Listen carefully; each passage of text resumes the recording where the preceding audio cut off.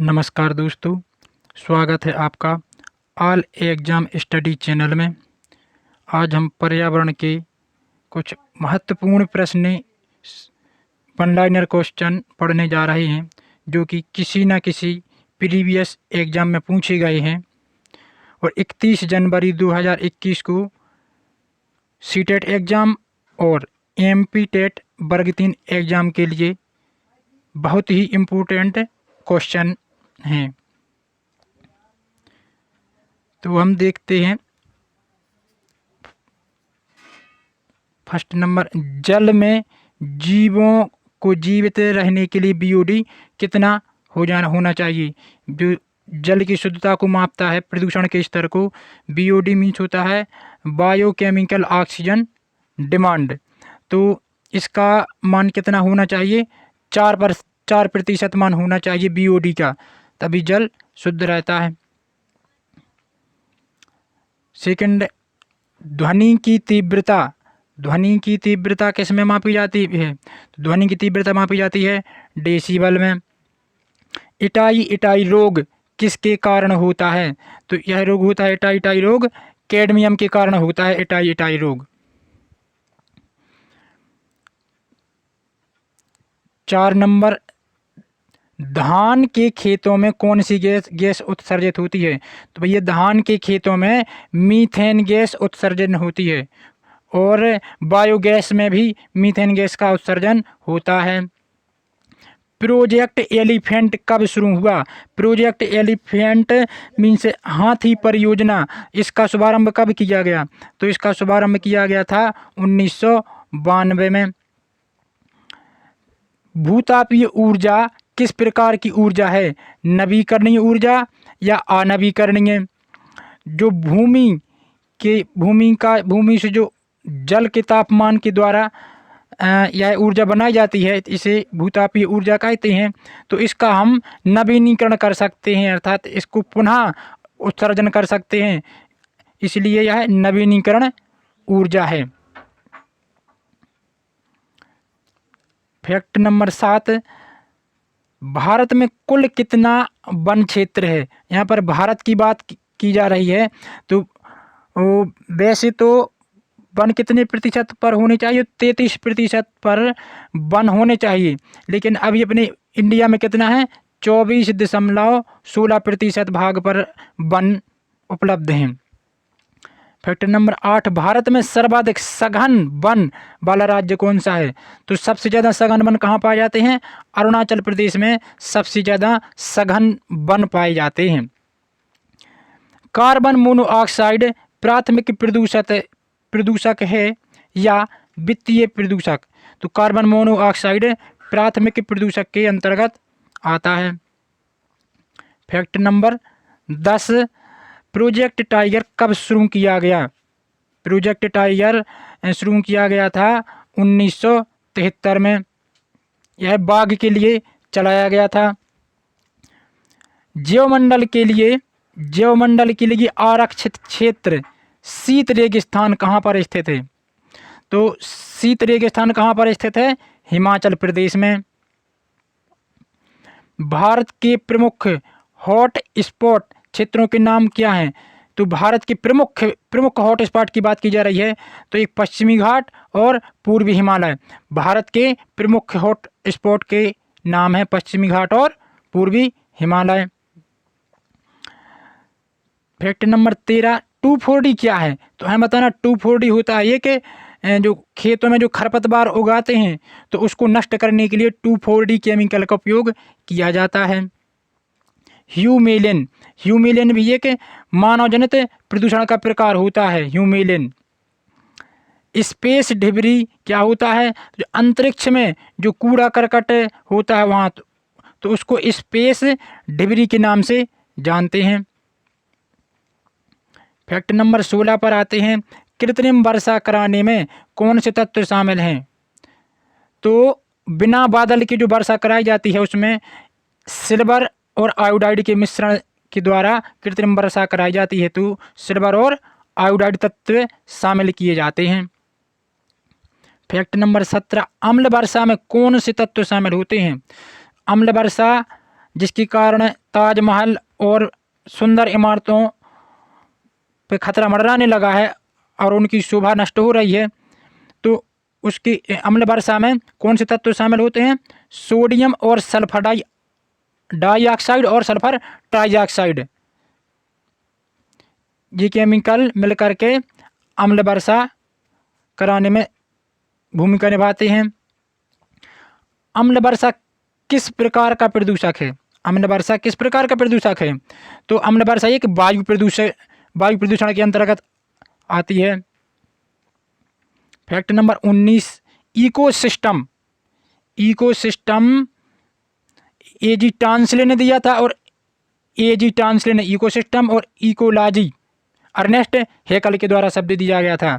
Ecology Ernest Haeckel के द्वारा दिया गया था। अर्नेस्ट हेकल महोदय के द्वारा दिया गया था। इकोलॉजी और इकोसिस्टम दिया गया था एजी टांसले के द्वारा। ओजोन दिवस कब मनाया जाता है? तो 16 सितंबर को, जो मॉन्ट्रियल प्रोटोकॉल संधि के तहत 16 सितंबर को ओजोन दिवस मनाया जाता है। जैव विविधता दिवस, ये दिवस बहुत ही आईएमपी होते हैं। तो जैव विविधता दिवस कब मनाया जाता है? 22 मई को जैव विविधता दिवस मनाया जाता है। दिवस से सीटेट में 1 या 2 क्वेश्चन आ ही जाते हैं। विश्व जल दिवस मनाया जाता है 22 मार्च को। 22 मार्च को विश्व जल दिवस मनाया जाता है। पर्यावरण दिवस मनाया जाता है 5 जून को। विश्व खाद्य दिवस मनाया जाता है 16 अक्टूबर को। विश्व जल दिवस 22 मार्च, विश्व पर्यावरण दिवस 5 जून और विश्व खाद्य दिवस 16 अक्टूबर को मनाया जाता है। फैक्ट नंबर 25, भारत सरकार ने किस जीव को राष्ट्रीय जलीय जीव किसे घोषित किया है? तो गंगा नदी में पाई जाने वाली डॉल्फिन मछली को भारत सरकार ने राष्ट्रीय जलीय घोषित किया है। कौन सी गैस हीमोग्लोबिन के परिवहन को बाधित करती है? जो हमारे ब्लड में हीमोग्लोबिन पाया जाता है तो उसके लिए इफेक्ट या बाधा कौन सी गैस उत्पन्न करती है? तो जो CO means carbon monoxide gas होती है, यह हीमोग्लोबिन से क्रिया करके ऑक्सी हीमोग्लोबिन बना लेती है, जो कि हमारे लिए बहुत ही खतरनाक केमिकल होता है। तो हमारे लिए कौन सी गैस बाधा करती है उत्पन्न? CO gas. UNEP का मुख्यालय कहाँ पर है? नैरोबी केन्या में UNEP का मुख्यालय है। ब्लू बेबी सिंड्रोम जल में किस तत्व की अधिकता के कारण होती है? जो ब्लू बेबी सिंड्रोम है तो यह बच्चों में रोग होता है ज़्यादातर। तो इस किस केमिकल की अधिकता के कारण होता है? तो नाइट्रोजन की मात्रा अधिक हो जाती है, जिसके कारण ब्लू बेबी सिंड्रोम बीमारी फैलती है। मौसम संबंधी घटनाएं,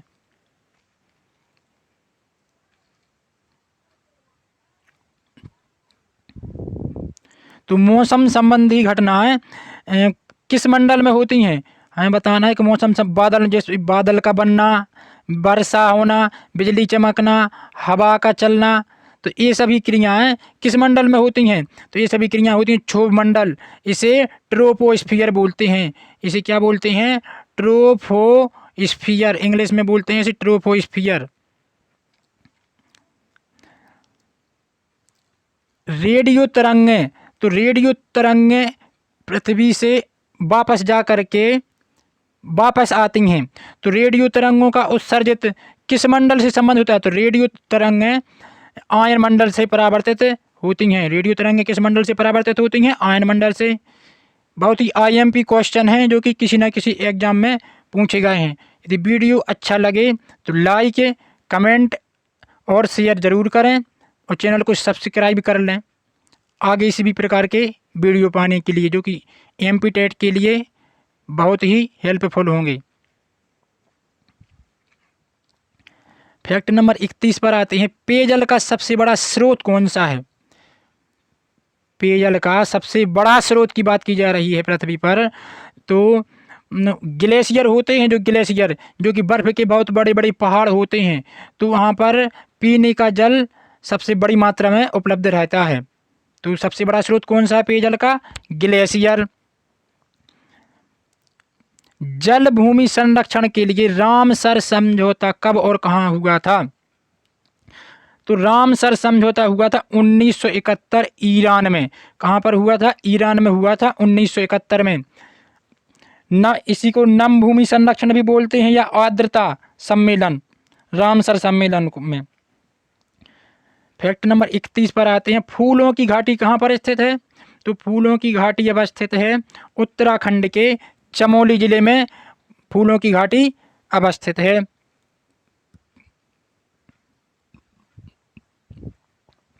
फैक्ट नंबर आते हैं अपन 34 पर। वन विकास विषय है राज्य या केंद्र समवर्ती सूची। तो संविधान की किस सूची में वन के विकास की बात की गई है?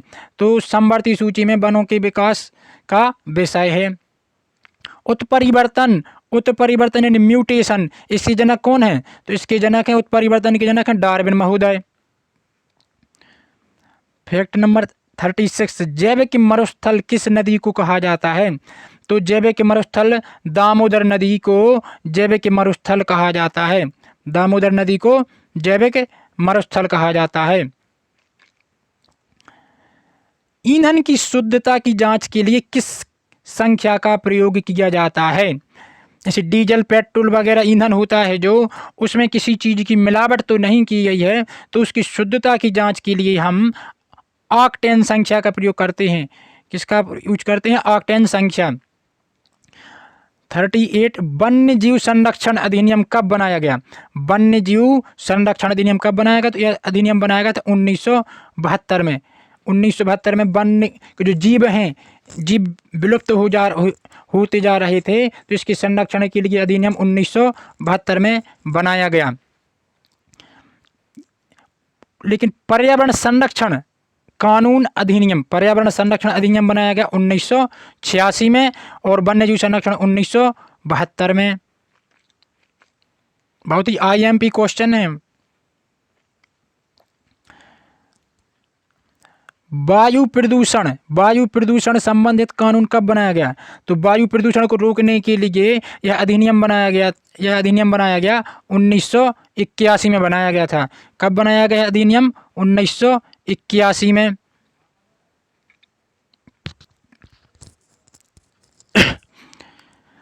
अभी हमने वन्य जीव संरक्षण अधिनियम पढ़ा था, अब आया है वन संरक्षण अधिनियम। वन संरक्षण